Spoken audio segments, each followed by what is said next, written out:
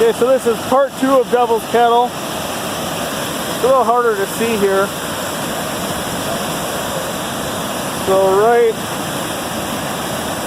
there is the pothole.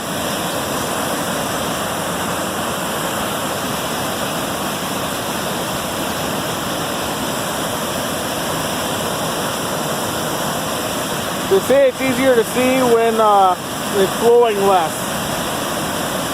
So maybe some year in August or something we'll come by and take a look at it. Say hi to the camera, Katie. Hi. Here's the rapids coming down to the falls.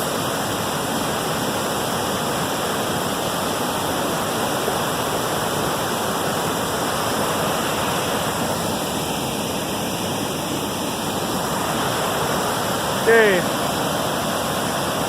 So there's Devil's Kettle on the Brule River.